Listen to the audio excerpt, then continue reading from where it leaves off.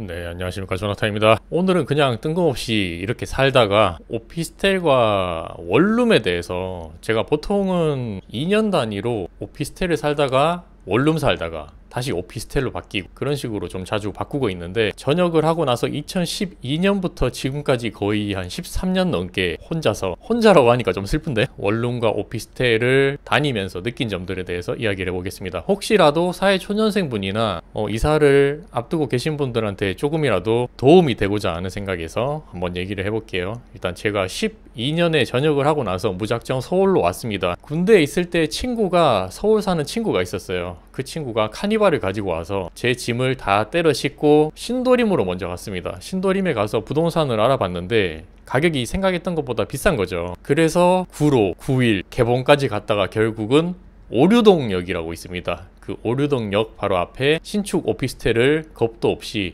덜컥 계약을 했습니다. 그때 당시 아직도 기억나는 게 보증금 1,000만 원에 월세가 60만 원 정도였는데, 한 13년 전이니까 오피스텔 가격이 그래도 비싼 편이죠. 딱 6평으로 기억을 했고, 일단 사람이 살기에 최소한으로 제가 느낀 거는 6평 이상이 돼야 된다고 생각을 해요. 5.5평이나 5평까지도 제가 살아봤는데 생각보다 너무 좀 답답한 그런 것도 있더라고요. 그리고 제가 키가 좀 커서 그런지 이게 유난히 더 답답함을 좀 많이 느꼈던 것 같습니다. 그래서 원룸 같은 경우는 투룸도 아닌데 13평짜리에서 제가 산 적도 있고, 오피스텔은 최대 7.5평에서 살아봤는데 확실히 그 1평의 차이가 좀 큰 것 같아요. 6평이랑 7평의 차이도 또 상당히 크기 때문에 웬만하면 돈을 조금 더 주더라도 4.5평, 뭐 5평 이런 데보다는 조금 더 인심을 써서 6평 이상으로 사는 게 이게 삶의 질 차이가 확실히 많이 나는 것 같습니다. 그렇게 했는데 오피스텔이 문제가 뭐냐, 이제 관리비가 비싸다 보니까 관리비가 한 달에 기본 15만원, 비싸면 20만원 이상 나가는 경우가 많더라고요. 오피스텔에서는. 그 이후에 제가 진짜 수도 없이 많이 옮겨 다녔는데, 가장 오피스텔 관리비가 많이 나왔던 시절이 언제냐면 애호개역 근처에 살았을 때입니다. 공덕이랑 마포에 있는 쪽 애호개역이라고 있는데, 여기가 교통이나 이런 게 상당히 좋기 때문에 오피스텔 살았을 때 당시에 월세가 70만 원이었고요. 70만 원 플러스 관리비가 20만 원 이상 계속 나왔기 때문에 한 달에 거의 95만 원, 100만 원 돈이 나왔습니다.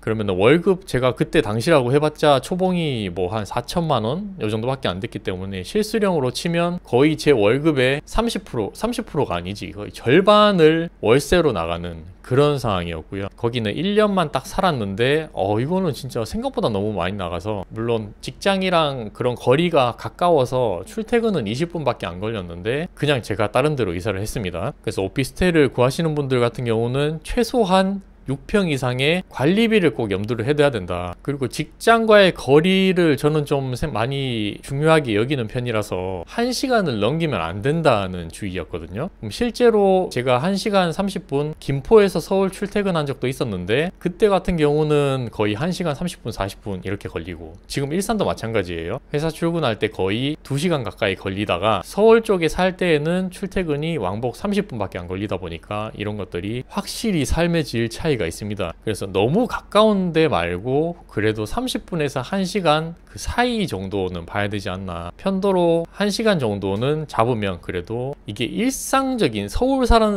사람들 포함해서 경기 사람들은 대부분 다 1시간 이상 걸리다 보니까 너무 욕심 부리지 말고 적당한 선에서 이게 타협을 하는 게 중요한 것 같습니다. 그리고 원룸 살았을 때 가장 꾸진 데가 김포 사우동에 살았을 때였습니다. 그때도 그 전전 직장이 김포 쪽이다 보니까 그렇게 살았었는데, 월세가 무려 보증금 1,500에 15만 원이었어요. 엄청 싸잖아요. 근데 싼 대신에 뭐가 있다? 바퀴벌레가 있었습니다. 바퀴벌레가 그때 제가 정말 뭐 몇 마리 나오는 거 정도가 아니라 그냥 부엌을 들어가기 싫었죠. 부엌에서 이렇게 뭔가 찬장에서 뭐 꺼낸다고 하거나 젓가락을 꺼내려고 하면 바퀴벌레가 튀어나올 정도였으니까 너무 스트레스를 많이 받았는데, 그 문제 바퀴벌레의 원인은 바로 옆방 사람이었어요. 방을 볼 때 주변 사람들이나 그 주변 환경도 엄청 중요하거든요. 그 옆방 사람이 동남아 사람이었는데 방이 엄청 냄새가 많이 난 걸로 기억을 합니다. 잠깐 문이 열려서 제가 지나가는 사이에도 그 냄새가 들어올 정도였다 보니까 거기에 분명히 이 바퀴벌레 서식지가 있지 않았을까 그렇게 생각을 하고요. 그래서 너무 오래된 건물이다, 좀 쎄하다 싶으면 단순히 한 번만 방문을 해서 이게 보는 게 아니라 좀 자세하게 살펴봐야 됩니다. 그리고 바퀴벌레가 있다 하면은 일단 어쩔 수가 없어요. 이게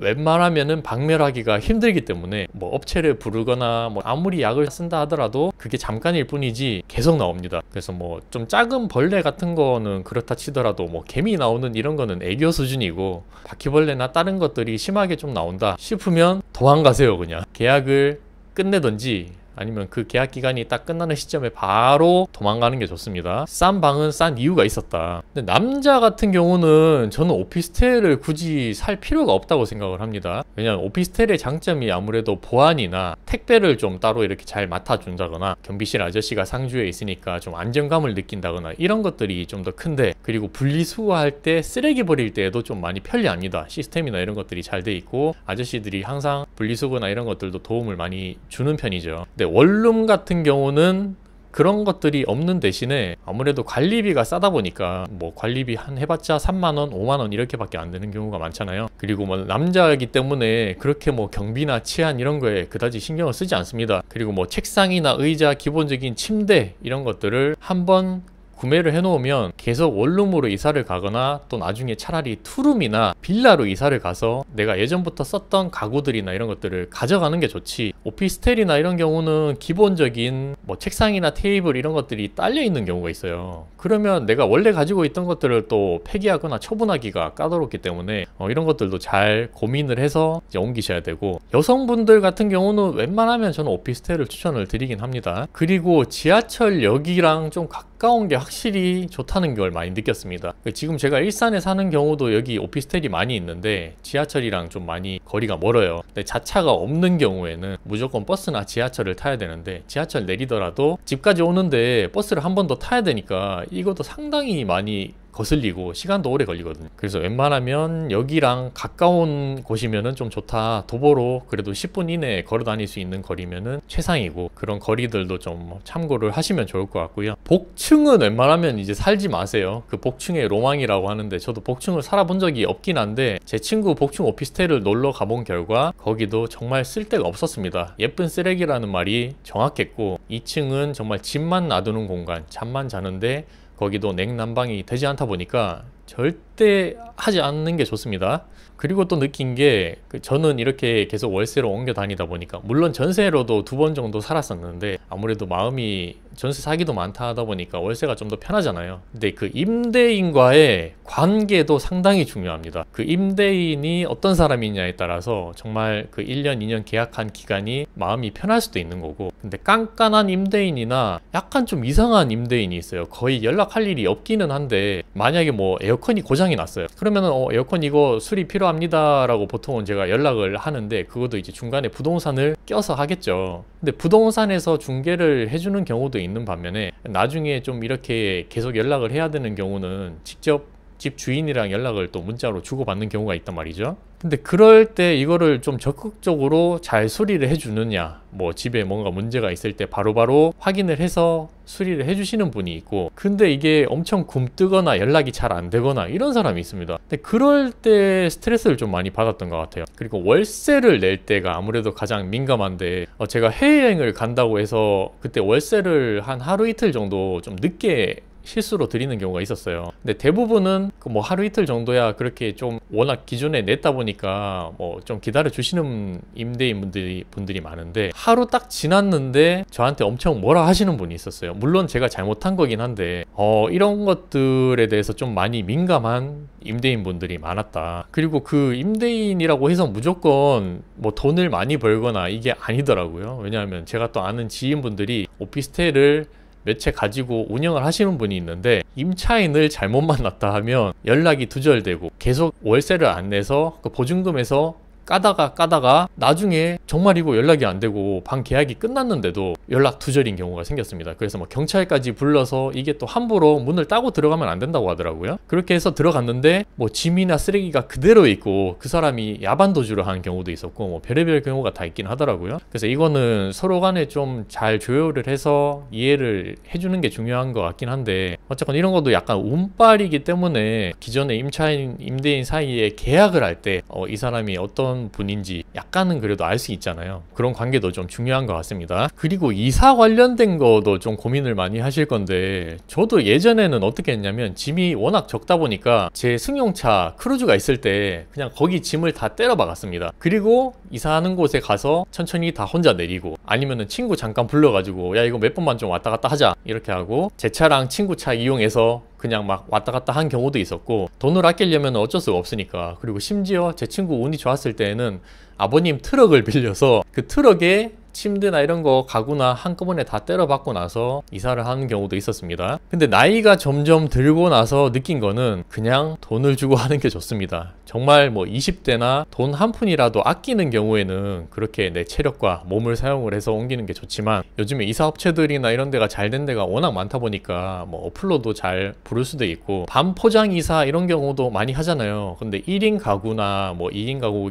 같은 경우는 짐이 그렇게 많이 없기 때문에 충분히 그냥 박스 포장, 내가 예전에도 제가 반 포장까지도 다 해봤는데 지금은 어떻게 하냐면 30만원에서 40만원 정도 비용을 낸다고 생각을 하고 그냥 아침에 아무것도 정리를 하지 않고 그냥 출근을 했어요. 그러면 그 출근하는 사이에 이사하시는 분들이 다 오셔가지고 싹 다 가져가십니다. 그럼 이제 거리 계산을 해서 제가 퇴근을 하면 그 옮기는 이사하는 집에 짐을 다 내려놓으시거든요. 그렇게 아무것도 저는 건들지 않고 모든 짐이 완벽하게 다 옮겨져 있는 게 좀 편하더라고요. 그래서 비용도 생각했던 것보다 그렇게 비싸진 않기 때문에 혼자 사시는 분들은 그냥 이사 비용으로 좀 이렇게 깔끔하게 편하게 한다 생각하고 지불하는 게 저는 좋다고 생각을 합니다. 그래서 한 몇 년 정도는 최근에 계속 그렇게 이용을 하고 있습니다. 그래서 이사할 때 뭐 견적 같은 것도 비교를 조금만 더 해보면 몇만 원씩 아낄 수 있으니까 웬만하면 좀 이렇게 검증된 업체로 선정을 하면서 일단 편하게 하는 게 좀 중요하다고 생각을 합니다. 그리고 물론 이사하기 전에 또 중요한 게 하나가 있는데, 버리는 걸 잘해야 돼요. 이게 살면서 그러니까 우리가 뭔가 조금이라도 아깝고 나중에 이거 쓸 수 있을 것 같은데 싶은 물건들이 한 개, 두 개 모이다 보면 그게 감당이 안 되는 수준에 머물러요. 그래서 항상 이사하기 전에 저는 한 1개월, 2개월 전부터 버리는 걸 시작을 합니다.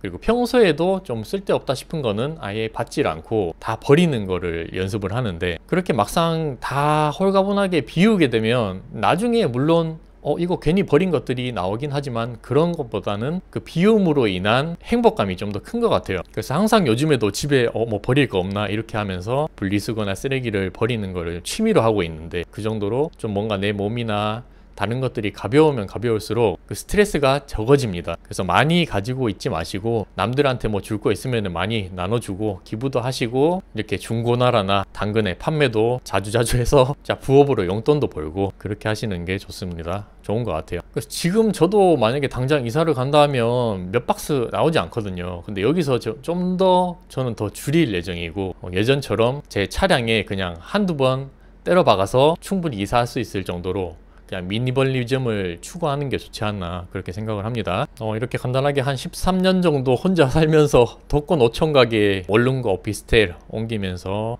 문득 생각이 든 점들 얘기를 해봤고요. 자취하면서 느꼈던 꿀팁이나 이런 것들도 한번 얘기를 해보겠습니다. 그래도 나름 요리도 제가 많이 해먹고, 그리고 뭐 재료 손질하는 거나 보관 방법이나 우리가 살면서 이게 음식이 정말 중요하거든요. 음식 이야기나 또는 뭐 정말 쓸데없는 거 별거 아닌 것 같지만 이게 도움이 되는 내용들이 좀 많이 있더라고요.